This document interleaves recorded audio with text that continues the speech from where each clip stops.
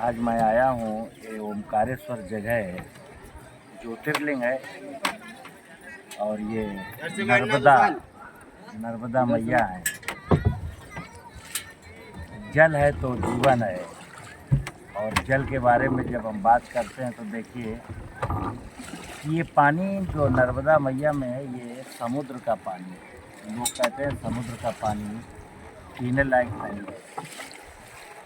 मित्र, हम जितना भी पानी देखते हैं ना, सरफेस वाटर, वो सब समुद्र का पानी। और ये समुद्र का पानी हम तक पहुंचाने के लिए जो 5 देवता हैं ना, जो सूरज है, आकाश है, समुद्र है, वो सारे देवता मिलकर हम तक पानी पहुंचाते हैं। ला जरा इसको। अब ये नर्मदा नदी वैसे तो अमरकंटक से निकलती है, तो अमरकंटक में पानी कहाँ से आता है?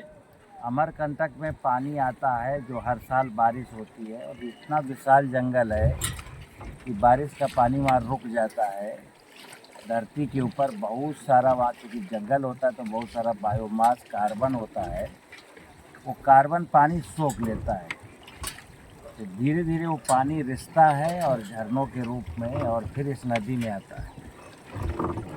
मित्र, पानी की कहानी, पानी को हम विष्णु कहते हैं, और हमारे शरीर में भी लगभग सबसे ज़्यादा मात्रा में पानी ही है। करीब 85% हमारे शरीर में पानी है। थोड़ा सा इधर अब घूमिए। तो पानी के बारे में हमको संवेदनशील बनना पड़ेगा मित्र। आज पानी का जिस कदर से हम लोग दोहन कर रहे हैं, जंगल काट लिए तो बारिश कम होने लगी, और पानी की ज़रूरतें हमने बढ़ा ली। सिंचाई करनी है, नकदी फसलें बोना है, तो ताल तलैया तो मैंने कब के पाट लिए। गांव में कोई जलाशय नहीं बचा, फिर आवश्यकताएं पानी की बहुत ज़्यादा बढ़ गई। पहले तालाबों में नहा लेते थे तो पानी उतना ही था, हमारा स्नान भी हो जाता था, कपड़े भी साफ हो जाते थे। आज तो हम बाथरूम भी जाते हैं ना तो फ्लश चला देते हैं तो 16 लीटर पानी निकल जाता है।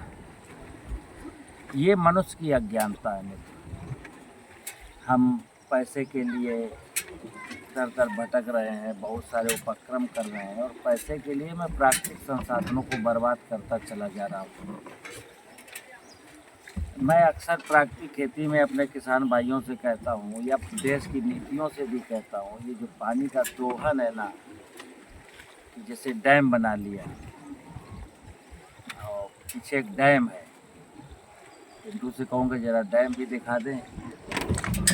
हमने सोचा है, बुद्धिजीवियों ने, टेक्नोलॉजी ने, नीतियों ने सोचा कि डैम बना लेंगे तो बस पानी की समस्या का समाधान हो जाएगा। ये तो बहुत क्षणिक है, ये बहुत लंबा नहीं चलेगा।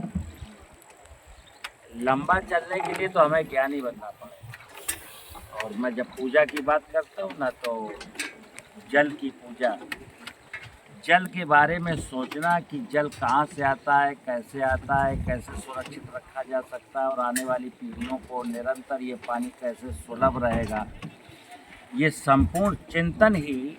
और पानी के बारे में चिंतन हुआ, और फिर हमने पानी के बारे में काम किया, उसका दुरुपयोग नहीं किया, उसका संरक्षण किया। यही विष्णु भगवान की पूजा है। अभी मैं आपको ज्योतिर्लिंग आया हूँ, शिव भगवान की पूजा, शिव का ज्योतिर्लिंग है।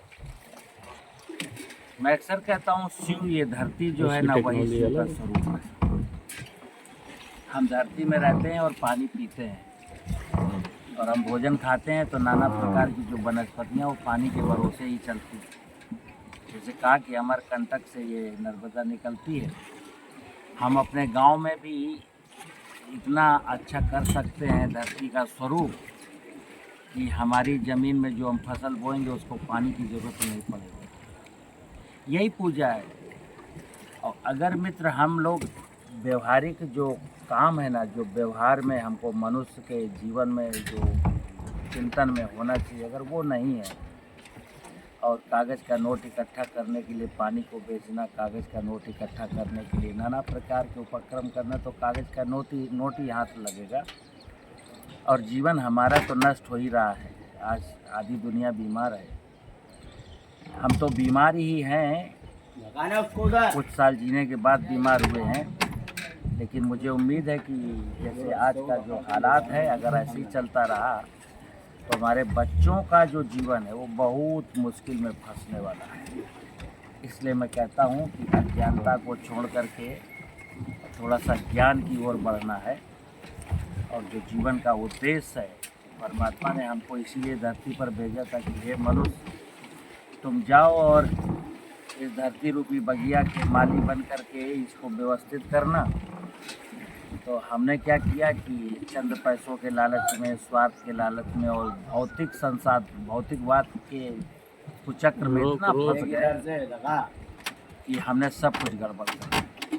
मुझे उम्मीद है कि आप मेरी बात समझेंगे। आज की मेरी यात्रा यहीं तक ही। नमस्कार। बंद करो।